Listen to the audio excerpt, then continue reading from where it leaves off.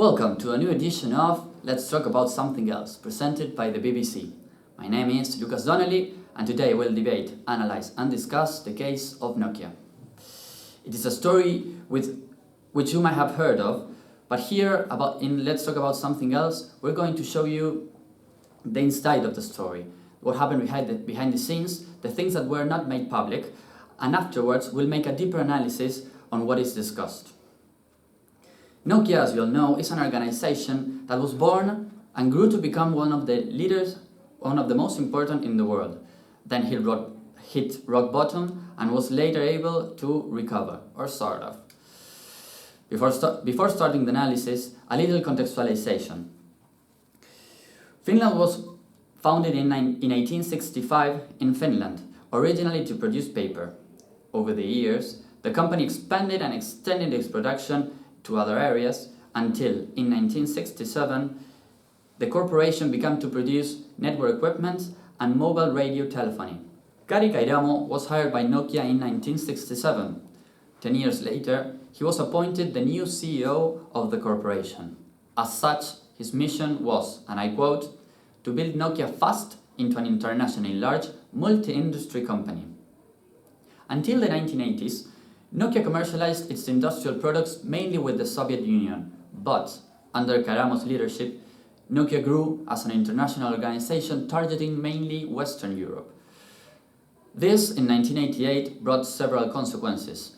Finnish banks and the media declared themselves against Kairamo's management style, which led to a severe crisis within the organization that brought a massive debt and a catastrophic share value loss that would end up with Kairamo committing suicide the same year.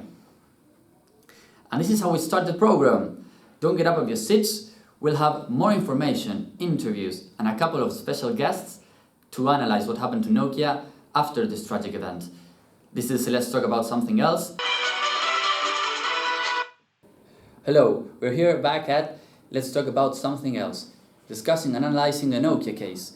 You might be thinking about this time, what does all of this have to do with Nokia's current situation? Well, making a long story short, as from 1988, Nokia's new board of directors led to a major change in company culture. They understood they had to be extremely careful with growth expectancies and ensure that the company had a very low public profile, but extremely high, efficient standards within their processes. This made them very successful, to the point of having mobile market leadership by 1998 and owning 40% of this market by 2007.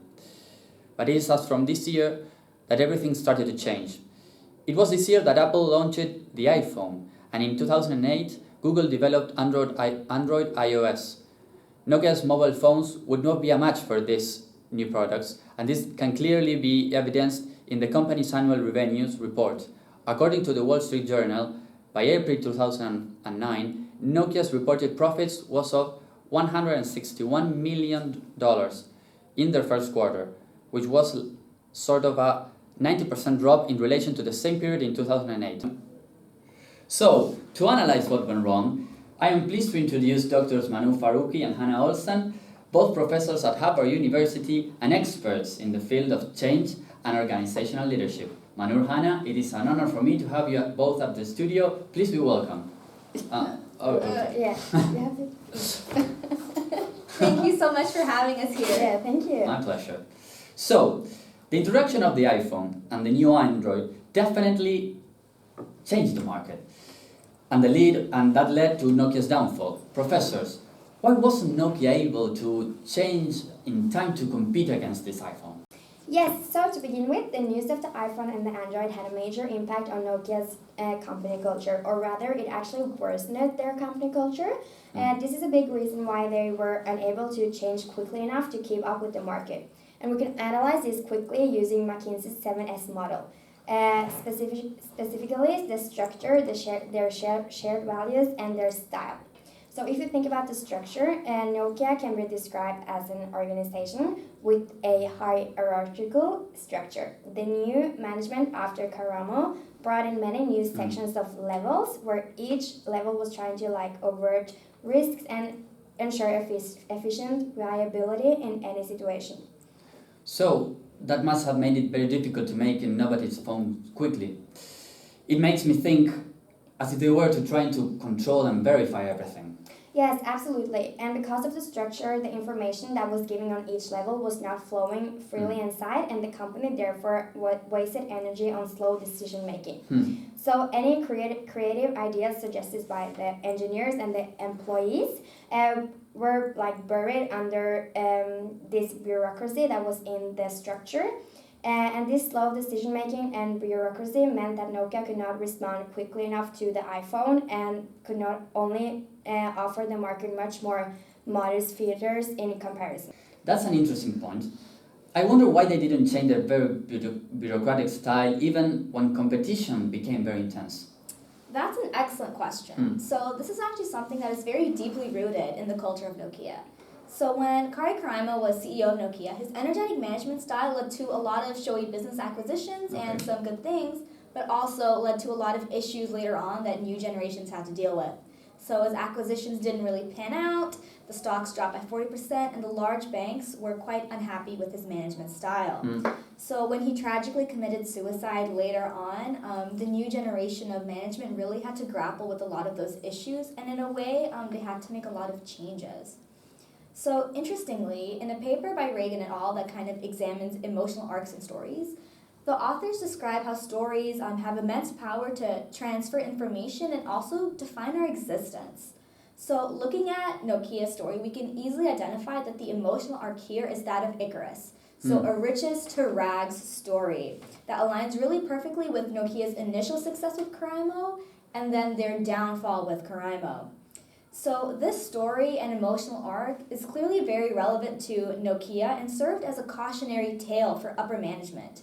As a result of this underlying emotional arc, what we see with Nokia during the time when the iPhone launched around 2007 is that Nokia had completely transformed itself by that time. So at the time of 2007, new management was uncomfortable with spontaneous leadership and was convinced that problems that occurred were due to poor planning and analysis.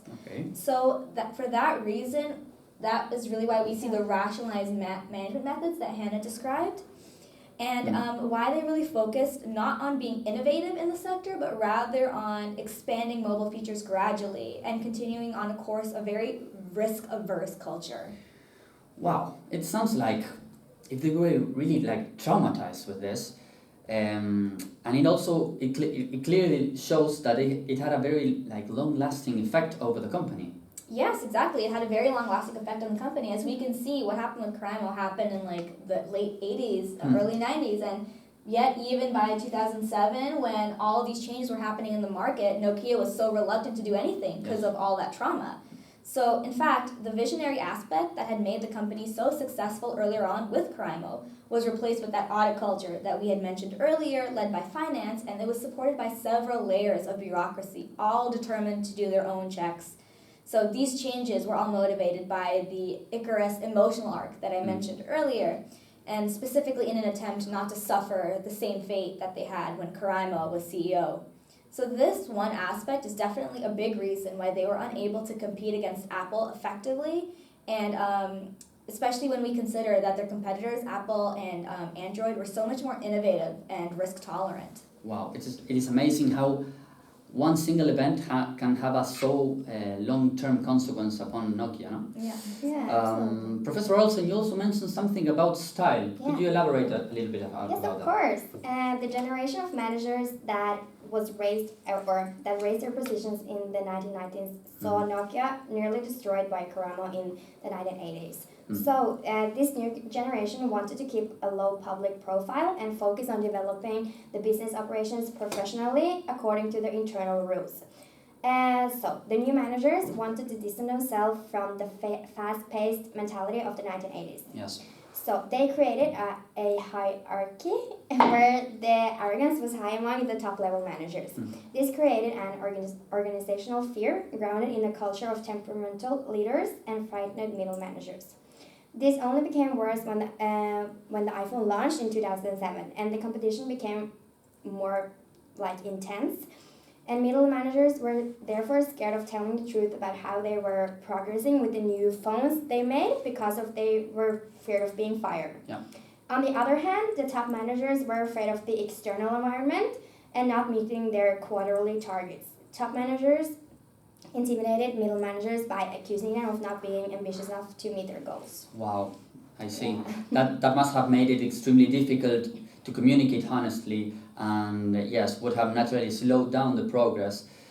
Making new phones develop, like to compete with the iPhone. Yeah, exactly. Yeah. And how can like any progress be made, and how can you compete effectively if no one is telling the truth about Yeah, what is actually going on internally and also externally. Exactly. So the communication was not flowing properly, which made it extremely difficult for Nokia to change in time to compete. What about people's values? Can you talk something about it? Yes. So the arrogance of the top managers, as I said, created an atmosphere of fear, which got more intense when the changes occurred in the market, so the external. And there were also no social networks internally in the company, since the CEO of Nokia didn't believe in that. His vision was that as an employee, you have to work hard if you want to be successful, and with no other disruptions. So the salvation of the employees was guaranteed by hard work, Yes.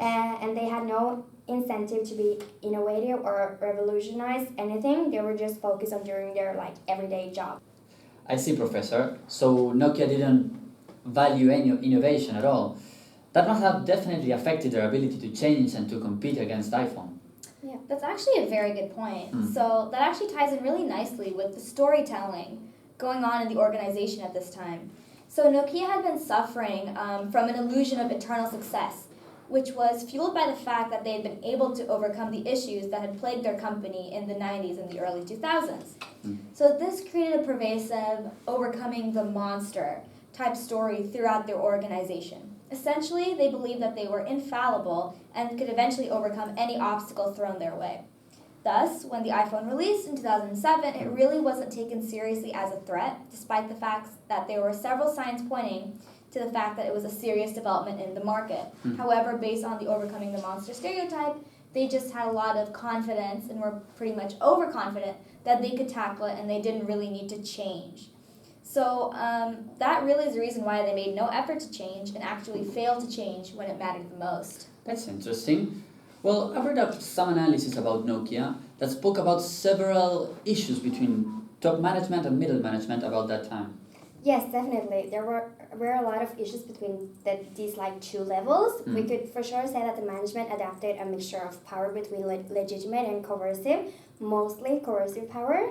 And this use of coercive power was very pronounced during this turbulent period. This coercive power you mentioned, Hannah, it must have affected other employees. Can you think of any consequences that might have brought middle managers and Nokia's ability to change to face the competition? Yes, of course, there's a lot of consequences. And the coercive form among the top managers created an organizational fear that was grounded in the culture of temperamental leaders and frightened middle managers.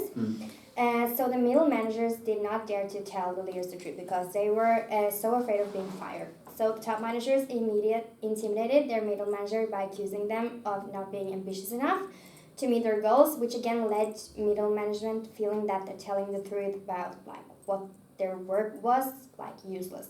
So this is a very good example of coercive form of power. That must have been a very difficult environment so as to work with. In which ways did this affect Nokia? Oh, it had a huge impact. Fear was showing at all levels in the hierarchy, making Nokia weak and unable to change effectively. This made the firm vulnerable for competitive forces such as Apple, because the atmosphere of fear internally influenced how the employees were interacting with each other, and also how the employees expressed that top managers were not longer abiding to Nokia's core values of respect, challenge, and renewal. So this made the top managers' legitimate power to fade. Their authority was no longer as important to their employees as it used to, making them see that telling the truth was useless. So this massively derailed their ability to compete with iPhone and Android effectively. So it's very interesting for you to mention that. Yeah. So the coercive form of power is actually also linked to the power of resources, as elaborated on by Cynthia Hardy in her paper about understanding power. So top management clearly had the power of resources, which is essentially the power to fire and hire, to punish, and to give rewards. So this definitely allowed them to exercise tight control over middle management. However, Hardy describes that there's actually a limit to this power of resources. Essentially, when you use it too much, it starts to become counterproductive. And this is seen clearly at Nokia, as we can see. At a certain point, middle management simply was promising anything in regards to new product development to face the iPhone, even if it was unreasonable or unfeasible or wouldn't be completed within the allotted time, just to make sure that they weren't punished or pestered by top management. So obviously, within the organization, this led to incorrect and inaccurate ideas of how Nokia was actually progressing relative to competitors, and it was actually a big part of the reason why they weren't able to change in a way that would have helped them face the competition. So to conclude, this coercive power Nokia directors used created like a fear atmosphere among the employees, making them less willing to tell the truth, if I understood well, to the top managers about what was going on within the organization at the time that Apple launched the iPhone. Yes, that's exactly right. Exactly. So, Dr. Faruqi, I know you have a PhD in sense making. Yes. Could you relate that to this case? Yeah, of course. So in regards to Nokia's failure to enact change at this critical time, it's definitely very important to dissect the sense-making that was probably taking place at the time. So Sandberg and Sukas helpfully lay out major constituents of sense-making and outline that sense-making is actually often influenced by other factors such as context, identity, and emotions. So as Professor Olson described earlier, the social context at the time was that middle management was incredibly frightened of top management and felt unable to tell them the truth about how they were progressing in terms of new developments. In terms of industrial context, clearly Nokia was suffering with a lot of competition, a lot of new entrants in the market. However, top management decided not to tell middle management about these new developments just so that they wouldn't create panic or fear in the company. In regards to identity, Nokia's identity at the time was that of the infallible company, as I mentioned earlier, and it was grounded strongly by both the Icarus emotional arc as well as the overcoming the monster storyline. So these both led to a reluctance to do anything revolutionary or innovative, due to both Nokia's turbulent past, where innovation, they kind of saw that them as being punished for being too innovative, and they also felt very overly confident because thus far their very rational, bureaucratic method of running the company had worked so well and had allowed them to deal with previous problems. Lastly, it's also important to address how emotions affected the sense-making process. Definitely. Yes, I think that's very important. Emotions. They play. I think they may have played a big part in Nokia's inability to change in this case. Yeah, I think in this case, especially when it comes to sense-making, emotions are really important in terms of how they impacted the sense-making process. So, as we mentioned earlier, there were clearly high levels of emotion, especially fear, present at all levels of this organization. So this is actually a key factor because Sandberg and Sukas mentioned that when there are high levels of fear and anxiety present, that can hinder the sense-making process and actually make it difficult for people to extract external cues properly. So this is evidently what happened at Nokia. Top management was so frightened that they couldn't really analyze the external market properly and come up with a proper strategy. And middle management was so frightened by top management that they kind of just blindly accepted whatever they were told and didn't really try to look at the bigger picture. To see the effects fear can have upon employees and managers within a company. Yeah, definitely. It can have such a huge effect. All in all, the context really made it impossible for anyone in Nokia to tell the truth. Identity made it difficult for Nokia to break away from the shackles of their past. And the high levels of fear and anxiety at Nokia rendered it really difficult for employees to pick out the important external cues that would have helped them in this sense-making process. So these three factors negatively impacted the sense-making process during this turbulent time and resulted in very poor outcomes. So this has been a very interesting and eye-opening discussion up to now. And I think that taking all these points into account, and professors remind me if I forgot something, Nokia then failed mainly due to their inflexible culture to the use of the squares, the power Hannah talked about, this emotional arc and the storytelling and, the several issues they had with sense making. Mm-hmm. All of this triggered by the appearance of new competitors that rocket up to become market leaders, such as Apple and Google. Am I right, professors? Yeah, you're exactly right. Great. So my main takeaway from this case is how important it is to keep your organization flexible and keep it innovative. If you don't keep changing internally and trying to keep up with what's going on in the world, any external change could really just completely derail your organization, like in this case. Yes, and I mean that you should always be open for change and don't let the past failures affect your company's future. Excellent. Thank you very much, professors, for coming today. Thank you so much for having us. Yeah, thank you so much. This was excellent. You're very welcome. And thank you for accompanying us today. My name is Lucas Donnelly, and this has been the end of a new edition of Let's Talk About Something Else, presented by the BBC. See you next time.